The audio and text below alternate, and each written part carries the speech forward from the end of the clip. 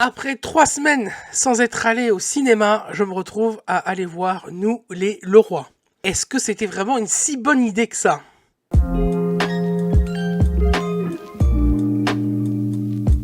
Le bonjour à toutes et à toutes, on se retrouve aujourd'hui pour une nouvelle critique. Enfin, ça faisait pas mal de temps.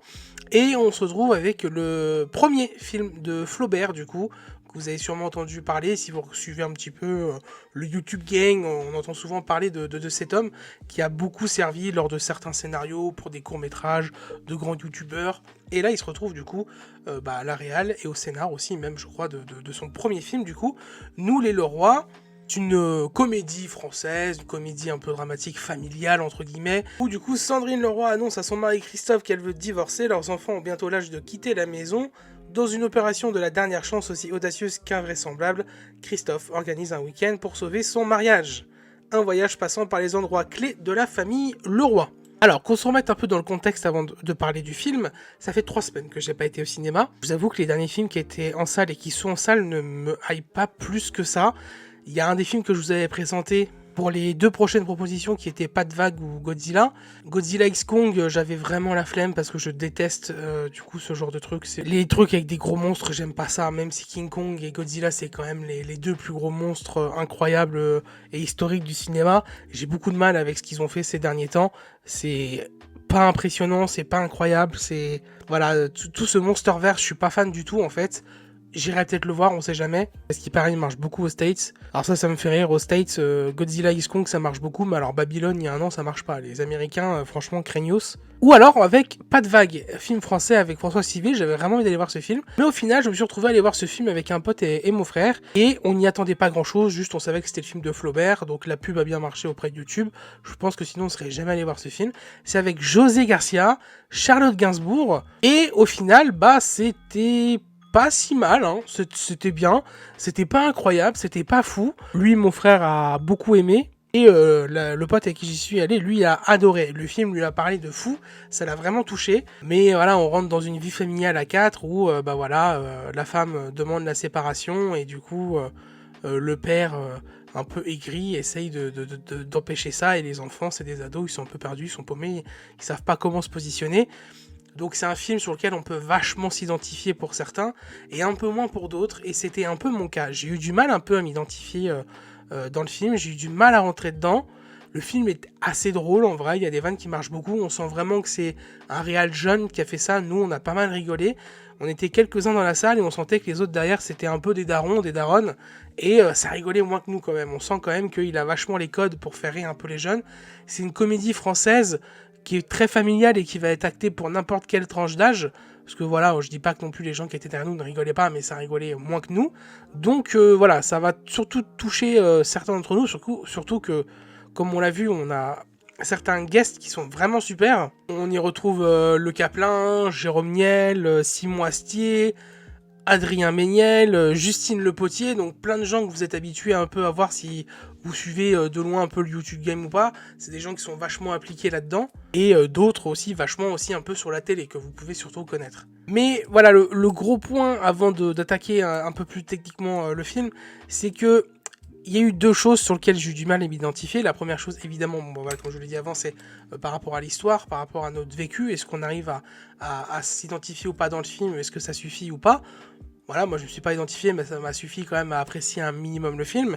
Mais il y a aussi autre chose, c'est le fait que, pour moi, et c'est là qu'on va rentrer dans l'aspect un peu technique du film, ça reste juste pour moi un téléfilm. Alors, c'est le premier film de Flaubert, donc faut pas non plus en demander beaucoup et énormément. C'est déjà, je pense, une assez bonne réussite pour un premier film. Mais voilà, pour moi, vu que ça faisait très longtemps que j'avais pas été au cinéma, enfin 3 semaines, non, ça fait pas très longtemps, mais vu que je suis habitué à y aller environ 3 par semaine, 3 fois par mois, ça faisait assez longtemps. Et surtout, le dernier film que je suis allé voir au ciné, j'ai été revoir Dune 2 en IMAX. Donc voilà, je pense que le fait d'avoir revu Dune 2 en IMAX et que ça m'a foutu une claque, même comme je vous le disais, un coup de poing dans la gueule, j'ai eu besoin de cette mini pause de ciné où du coup on avait parlé de La Demoiselle et le Dragon sur Netflix, on avait parlé de Roadhouse aussi sur Prime. Et du coup, je suis allé moi au ciné et j'ai eu ce truc de vouloir regarder un peu des trucs sur les plateformes qui marchaient un minimum. Pendant quelques semaines perdues, cette envie d'aller au cinéma. Et c'est terrible en fait, ce truc, cette habitude que nous donnent les plateformes de regarder des films comme ça en ligne et de plus se rendre en salle. Et c'est une habitude qui est terrible. Donc évidemment, je vous conseille fortement de... si vous avez plus trop cette habitude d'aller au cinéma et que vous avez une légère envie, forcez-vous un peu. Parce que le fait de m'être retrouvé en salle, même si c'est pour un téléfilm et pas pour un vrai film de cinéma, ça m'a fait quand même vachement plaisir de retrouver la salle, de retrouver ce goût à être dans une salle de cinéma. Et du coup, là j'ai retrouvé cette envie, et puis même si Godzilla Kong, j'ai pas trop envie d'aller le voir, je sais que ça va être un film avec de grands plans explosifs, un film blockbuster divertissement, et que ce sera un film que j'apprécierai 1000 fois plus au cinéma que sur ma télé devant Prime ou Netflix en fait. Donc voilà, ça c'était la parenthèse cinéma. Maintenant on va parler un peu plus techniquement du film. Alors, d'un point de vue image, au niveau de la photographie et tout, il n'y a vraiment rien de spécial. Et c'est vraiment là que m'a un peu déçu le film. Mais je le redis, voilà, c'est son premier film à Flaubert, faut pas non plus en demander trop. Mais il y a quasiment aucune idée de mise en scène un peu spéciale. C'est filmé d'un classique tel, et c'est pour ça que ça me fait énormément penser à un téléfilm, c'est qu'il y a aucune innovation et il n'y a aucune tentative. Il n'y a rien qui est tenté, il n'y a rien qui est exploité, c'est juste du classique de chez classique.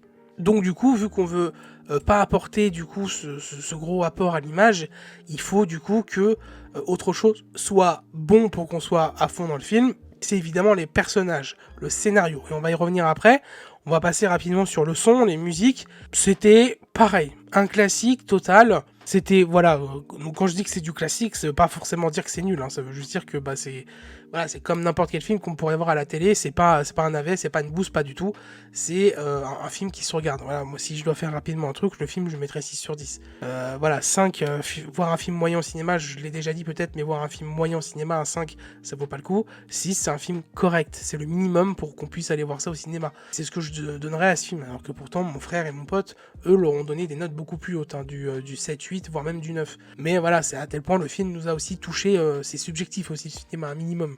Même si moi j'essaie d'être souvent le plus objectif possible, la subjectivité rentre toujours en compte, c'est sûr et certain. Mais d'un point de vue musique, la BO était vraiment pas incroyable, c'était pas fou, ça reste c'était ce qu'il fallait juste pour ce genre de film, quoi. Voilà, la direction artistique pareil, les décors sont d'un classique fou, mais on reste vraiment dans ce truc. Le but, c'est vraiment qu'on s'identifie parce que la maison y vit. Voilà, c'est pas des gens qui sont bourgeois de fou, c'est pas des gens qui sont pauvres. On sent vraiment que c'est des gens sur qui la plupart du temps on va pouvoir un peu s'identifier, même par rapport, je sais pas moi, à leur métier, quand on voit leur chambre, leur maison, les voitures, les endroits où ils vont, c'est très très identifiable et même au niveau de comment ils s'habillent, voilà, des costumes, tout ça, voilà, c'est vraiment d'un point de vue efficace pour qu'on puisse s'identifier un maximum du coup à ces personnages. Après, au niveau de la réal, je pense que Flaubert a quand même bien tenu son film. Comme je vous l'ai dit, malheureusement, il n'y a aucune tentative de fou. Il y a 2-3 idées, évidemment, qui sont un peu sympathiques, qui reviennent avec Voilà, il y a juste une petite idée que je trouve sympa avec la boîte aux lettres et du coup, évidemment, la petite étiquette des Leroy. Quelque chose qui revient beaucoup au début et quelque chose qui revient beaucoup à la fin. On en reparlera rapidement en partie spoil, on fera une partie spoil très très rapide. Et on y vient du coup, évidemment, au personnage, au scénario, du coup, au casting. C'était le plus important pour ce truc-là, on va tout regrouper en un. Le père, du coup, qui est joué par José Garcia, alors incroyable, banger de fou, pour moi, c'est le personnage hyper important qui tient le film, même si Charlotte Gainsbourg est excellente aussi, mais on va en reparler. Et José Garcia, voilà, franchement, j'ai toujours adoré cet acteur. Là, il a un rôle un peu plus sérieux, comique, et il est très bon dans ce qu'il fait. Dans ce rôle-là, il est vraiment super. Il est drôle, il est chiant, mais on s'attache quand même vachement à lui parce que son but pour lui, c'est de reconquérir sa femme, de reconquérir ses enfants. Il est tout le temps énervé, il est tout le temps en train de gueuler, il fait que des conneries. Donc voilà, et son but à lui, c'est d'essayer de reprendre, entre guillemets, possession de tout ça. Et contrairement du coup à Charlotte Gainsbourg, qui joue très bien son rôle, mais Charlotte Gainsbourg, c'est une très très bonne actrice. Et vu que là, on est sur un film, comme je l'ai dit, d'un type téléfilm, du coup, c'est un peu dur, parce que tu sens que la meuf, elle joue super bien, mais elle joue tellement bien qu'elle en joue trop bien pour le film, et du coup, des fois, c'est un peu à demi-mesure. On sent qu'elle est un peu trop haute par rapport au film, et du coup, des fois, moi, ça m'a sorti un peu du truc, où bah, t'as l'impression que du coup, parfois, elle est dans le surjeu. Mais c'est pas qu'elle est dans le surjeu, c'est qu'elle joue tellement bien que bah, par rapport aux autres, elle est surclasse un peu en fait, quoi. Donc le problème est un peu là. Les enfants étaient très cool, du coup, j'ai eu un peu plus de mal avec le fils. Bon, je pense que pour les deux, c'est des premiers rôles au cinéma assez importants. Je sais pas où ils en sont dans leur carrière, j'ai pas été me renseigner, mais je les ai jamais vus ailleurs et je pense que c'est une bonne première affiche pour eux si c'est sûrement le cas pour les rôles qu'ils ont. Et je me suis plus attaché du coup à la fille, du coup je sais pas pourquoi, alors que pourtant on nous montre plus l'histoire du gars avec sa petite copine et tout, nanana. Mais je sais pas, j'ai trouvé la fille plus attachante que le garçon, je sais pas pourquoi, c'est totalement subjectif. Les guests sont vraiment incroyables, franchement. S'ils font leur apparition, que ça serve ou pas pour le scénar, c'est toujours rigolo, c'est toujours marrant. Et voilà, parfois c'est important pour le scénar et des fois pas du tout. Et c'est juste pour apporter cette touche comique en plus parce que voilà, faut que aussi ça vienne un peu des autres et pas que des personnages principaux. Et les guests rapportent franchement un petit plus au film. Ou s'ils n'étaient pas là, ouais, ce serait un peu plus chiant quoi. Mais voilà, donc évidemment, bah, ça parle beaucoup de la famille, ça parle beaucoup d'amour, de drame, de comédie, mais aussi, voilà, il y a ce petit message un peu féministe et même aussi au final un peu misogyne dans le sens où on voit que la place de José Garcia dans ce film, c'est vraiment le père qui lui ne pleure jamais, qui est toujours énervé, qui est toujours à droite à gauche, qui s'occupe pas de ses enfants, et la mère du coup bah, qui se sent mal aimée, qui se sent pas bien, qui pleure tout le temps. Donc voilà, c'est vraiment aussi des messages qui sont portés un peu là-dessus que bah si au final on reste trop dans ces codes-là, bah ça va pas. Il faut que l'homme puisse être proche de ses enfants, proche de sa femme, qu'il puisse s'ouvrir, et il faut que elle, la femme, soit plus forte. Et voilà, il faut que ça, il y a quand même un message qui est passé là-dedans, assez. Quand on parle évidemment plein de gens de wokisme et tout, n'importe quoi, mais bref. Et hormis ça, voilà, le plus important, c'est vraiment le message de la famille, où à la fin, même, du coup, selon ce qui se passe, on reviendra en partie spoil, il fallait tenir l'histoire jusqu'au bout, et c'est là que Flaubert n'a pas fait l'erreur. Du coup, évidemment, pour cette fin du film, je trouve que le ton est très bien respecté, et il a fait une juste fin qui était parfaite. On y reviendra en partie spoil, et j'ai eu peur, du coup, que ça soit à l'inverse de ce qu'on pensait que ça se fasse, mais ça s'est pas fait, et tant mieux, du coup, c'était très très bien. Donc voilà, c'est un film, c'est vraiment pas un film incroyable. Je vous conseille d'aller le voir au cinéma, évidemment, si vous aimez ce genre de film. Après, voilà, moi j'ai plus hâte d'aller voir Pas de vague, ça c'est clair et net en termes de film français, sauf que là je pense que Pas de vague, on est vraiment sur un vrai drame, et là on est vraiment beaucoup plus sur une comédie, clairement. Donc voilà, mais voilà, c'est vraiment une très grosse comédie. Si vous voulez aller rigoler un peu, vous avez un peu les codes YouTube et tout, bah vous allez kiffer, ça va vachement vous parler. Voilà, on va s'arrêter ici pour la partie no spoil. Si vous nous quittez maintenant, bah, je vous invite évidemment à liker, commenter, partager, à me suivre sur tous les réseaux sociaux qui sont juste au-dessus. Et si vous voulez voir du coup une des 2 prochaines critiques que je ferai la semaine prochaine, bah, je vous invite à aller dans les 10 dernières secondes du coup de la vidéo. Et nous on se retrouve du coup en partie spoil.